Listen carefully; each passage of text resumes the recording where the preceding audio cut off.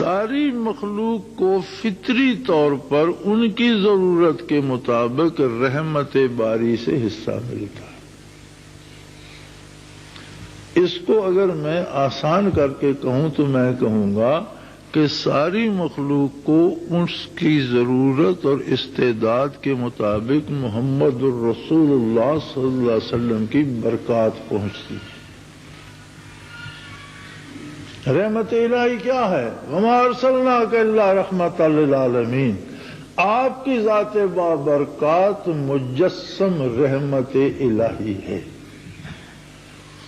ساری کائنات کا وجود محتاج ہے رحمت الہی کا، اس کی تخلیق محتاج ہے رحمت الہی کی، اس کی خصوصیات محتاج ہیں رحمت الہی کی، اس کی بقا محتاج ہے رحمت الہی کی۔ گویا کائنات کا ذرہ ذرہ برکات محمد الرسول اللہ سے مستفید ہو رہا ہے،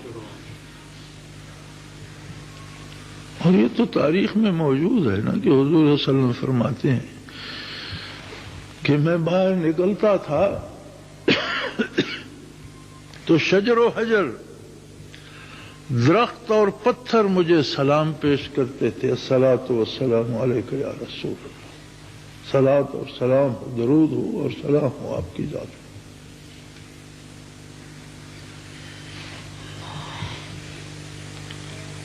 وہ جانتے تھے۔ ابھی جہل نے مشہور واقعہ ہے، کچھ کنکر ہاتھ میں پکڑے ہوئے تھے، مٹھی بند تھی، اور سوال کیا مجمع عام میں۔ بیت اللہ کے گرد عمارت نہیں تھی، نہ کوئی دیوار تھی، اور گرد چٹانیں تھیں پہاڑوں کی جو اب ذرا پیچھے ہٹا دیے گئے ہیں۔ تو لوگ وہاں آ کر، مکے کے لوگ ارد گرد بیٹھتے تھے، فارغ وقت میں گپ شپ کے لیے بھی بیت اللہ کے گرد ہی بیٹھا کرتے تھے۔ جب اس نے حضور صلی اللہ علیہ وسلم کو وہاں دیکھا تو مٹھی بند تھی، اور کہنے لگا آپ وہی الہی کا دعویٰ کرتے ہیں۔ آپ نے کہا میں راتوں رات بیت المقدس گیا، پھر میں آسمانوں پر چلا گیا، پھر میں نے جنت دوزخ دیکھی، پھر میں نے اللہ سے بات کی، میں واپس آ گیا۔ آپ اتنی بڑی بڑی باتیں کرتے ہیں، ذرا آپ یہ بتا سکیں گے کہ میری مٹھی میں کیا ہے؟ عرشوں کی، آسمانوں کی بات ہمیں سناتے ہیں تو ہم تو وہ نہیں سمجھ سکتے۔ یہ میں جانتا ہوں میری مٹھی میں کیا ہے، آپ مجھے یہ بتا دیں۔ آپ صلی اللہ علیہ وسلم نے فرمایا میں بتاؤں مٹھی میں کیا ہے، یا جو کچھ مٹھی میں ہے وہ بتائے میں کون ہوں؟ آپ کا یہ فرمانا تھا کہ کنکریوں نے شہادت دی، لا الہ گفت الا اللہ گفت، گوہر احمد رسول اللہ صفت۔ کنکریوں نے پڑھا اشہد ان لا الہ الا اللہ واشہد ان محمدا عبدہ ورسولہ۔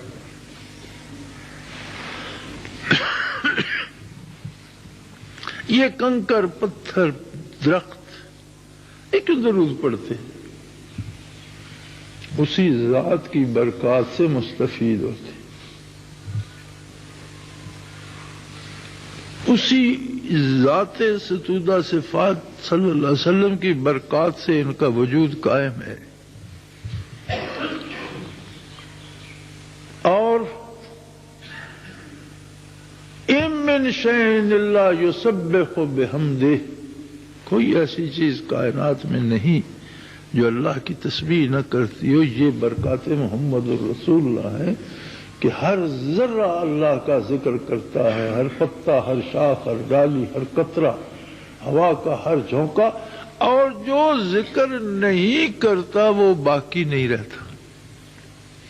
پہاڑ ذکر نہ کرے تو گر جاتا ہے، درخت ذکر نہ کرے تو سوکھ جاتا ہے، فصل ذکر نہ کرے ختم ہو جاتی ہے، جانور ذکر سے غافل ہوتا ہے، مر جاتا ہے۔ اِن مِّن شَيْءٍ، کوئی چیز ایسی صفحہ ہستی پہ نہیں ہے، الا یسبح بحمد، سوائے اس کے کہ وہ اللہ کی حمد بیان کرتی ہے۔ اس کا مطلب ہے کہ جو حمد سے غافل ہوتی ہے وہ باقی نہیں رہتی۔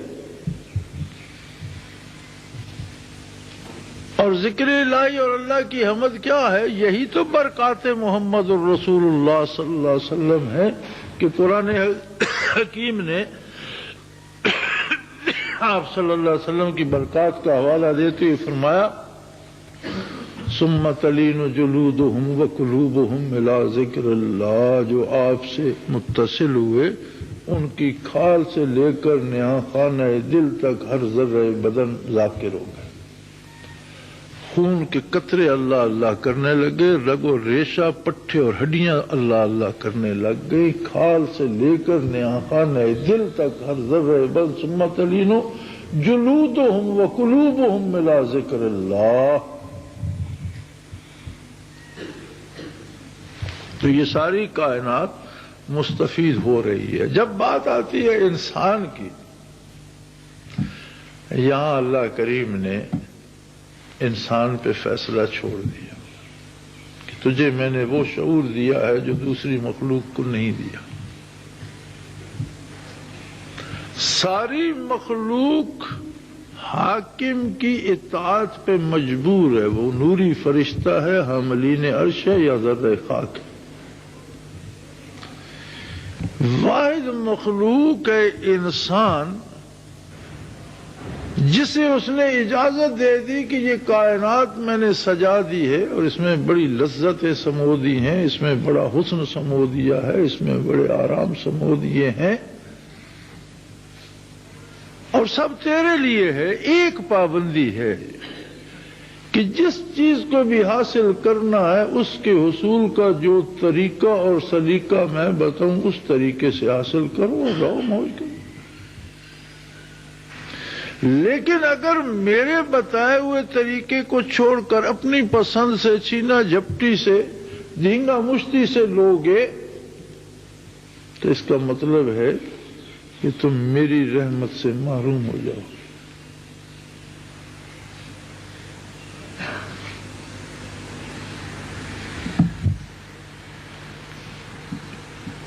اب جو رحمت سے محرومی ہے وہ انسان کو ساری مخلوق سے نیچے گرا دیتی ہے، یعنی سب سے اوپر ہے، جب گرتا ہے تو سب سے نیچے ثم رددناہ اسفل السافلین۔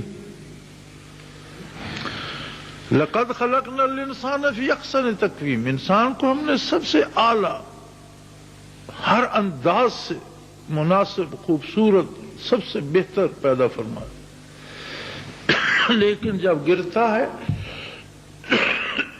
ثم رددناہ اسفل السافلین، سب سے نیچے گر جانا۔ اس لیے کہ ہر دن کا اپنا وجود برکات نبوی سے قائم رکھے ہوئے، اور یہ برکات نبوی سے محروم ہو جائے تو پھر اس ذرے سے بھی نیچے چلا گیا۔ معروم کیوں ہوتا ہے؟ اس لیے کہ اس قادر مطلق نے فرمایا کہ میں نے تیرے لیے کائنات بنائی، ہر ستارے سیارے کو تیری خدمت پہ لگا دیا، فرشتوں کو تیری خدمت پہ لگا دیا، ہواؤں کو تیری خدمت پہ لگا دیا، پانیوں بارشوں بادلوں کو تیری خدمت پہ لگا دیا، جانوروں چرندوں پرندوں کو تیری خدمت پہ لگا دیا، زمین تیری خادم بن گئی۔ ابھی میں تجھے زبردستی اپنے قریب بلاؤں تو تو آئے گا؟ میری اتنی نعمتوں کا شکر کرنے میرے پاس نہیں ہے۔ تو یہ کہنے نہیں آئے گا کہ اے اللہ تیری میرے پہ بہت مہربانی، تیرا بہت احسان ہے۔ تو یہ بات از خود اپنی مرضی سے نہیں کہے گا، یہ بات میں تجھ سے زبردستی کہلواؤں تب کہے گا۔ تو زبردستی کہلوانے کی ضرورت کیا؟ اس لیے کہ معرفت الہی اللہ کی پہچان کا جو شعور انسان کو دیا ہے کائنات میں کسی دوسری مخلوق کو نہیں دیا، اسی لیے نبی انسانوں میں سے پیدا فرمائے۔ نبوت انسان کو ملی ہے، کوئی فرشتہ کوئی جن کوئی دوسری مخلوق نور نبوت سے سرفراز نہیں ہوئی، یہ شعوری انسانوں میں ہے۔ اب اگر انسان اتنا احسان فراموش نکلے کہ وہ اللہ سے بات کرنا گوارا نہ کرے، اور جب بارگاہ الہی کی حاضری کا وقت آئے تو کہے کیا مصیبت ہے یار، یہ تو مجھ سے تو نہیں ہوتا۔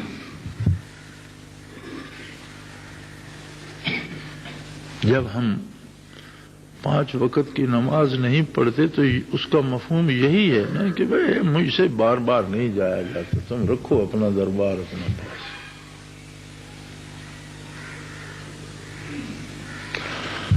جب ہم اس کے ممنوع چیزیں حرام مال کھاتے ہیں تو مطلب تو یہی ہے نا بھئی کیا تیرا جو کہنا ہے تمہیں، میں جو مل گیا کھاؤں گا۔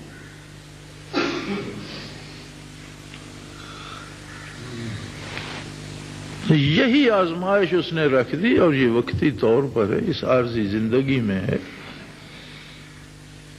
جب یہ زندگی ختم ہو جاتی ہے، امتحان کا وقت ختم ہو جاتا ہے، بندہ یا دوست یا دشمن ایک طرف چلا جاتا ہے۔ القبر روضۃ من ریاض الجنہ اور حفرۃ من حفر النیران، او کما قال رسول اللہ صلی اللہ علیہ وسلم، جیسا آپ نے فرمایا قبر یا جنت کے باغیچوں میں سے ایک باغیچہ ہے یا دوزخ کے گڑھوں میں سے ایک گڑھ۔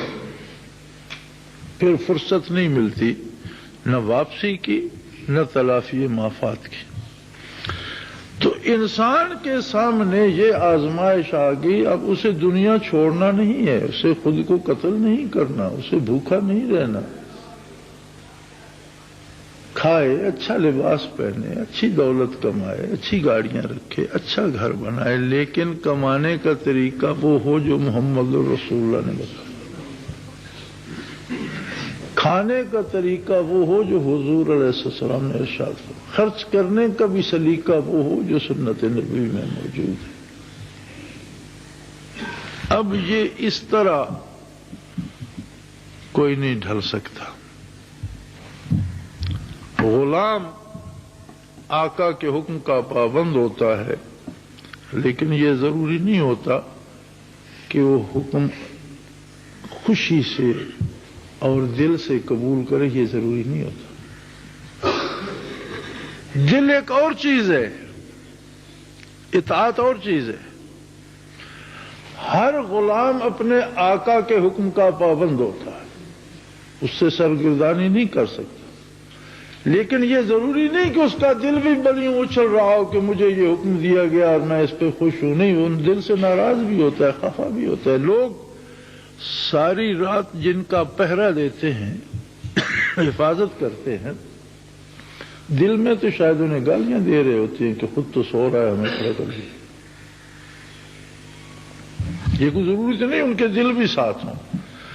یہاں ایک آزمائش اور بھی ہے، فرمایا یہ نہیں کہ آپ کی اطاعت ہی کر لے اور آپ کا کہا مان لے، نہیں۔ ثم لا یجدوا فی انفسہم حرجا مما قضیت، آپ کا کوئی حکم ان کے دل کو ناگوار نہ گزرے۔ صرف یہ پابندی نہیں کہ حکم مانے، پابندی یہ ہے کہ محمد الرسول اللہ کا کوئی ارشاد ماننے والے کو ناگوار نہ گزرے۔ اگر حضور فرما دے کہ یہاں تمہیں جان دینی ہے تو خوش ہو جائے کہ الحمدللہ میری جان قبول ہو گئی، اور اسے لٹا دے۔ حکم ہو کہ تمہیں مال دینا ہے، خوش ہو جائے الحمدللہ میرا مال قبول ہو گیا۔ لیکن جو بندہ اپنا ہاتھ منہ دھو کر ایک سجدہ کرنے کا تکلف نہیں کرتا، وہ جان مال کیا دے گا؟ جو اتنا محروم ہے، اتنا دور ہے کہ بارگاہ الوہیت میں دینا کچھ بھی نہیں، لینے کے لیے جانا ہے،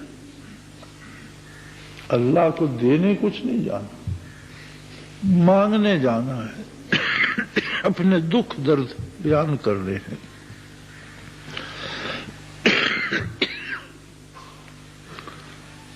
تو انسان کا اختیار صرف اتنا ہے میرے بھائی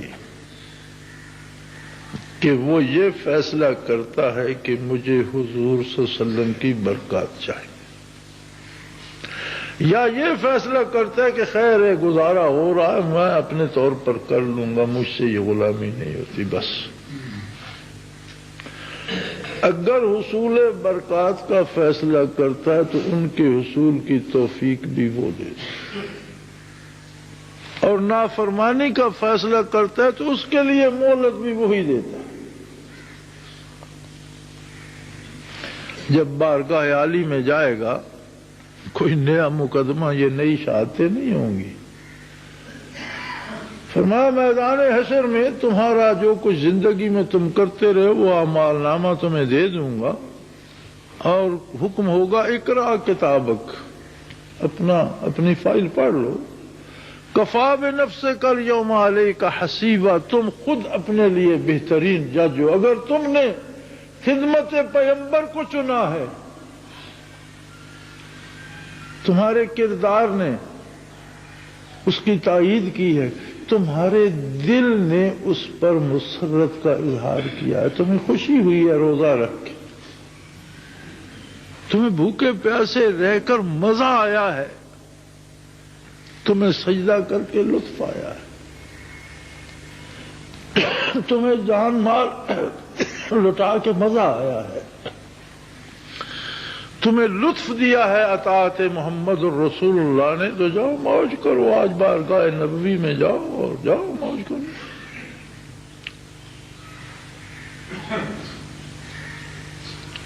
لیکن اگر تمہیں گراں گزرتی تھی وہ گھڑیاں، تمہیں وہ قید لگتی تھی کہ یہاں سود لینے سے بھی منع کر دیا،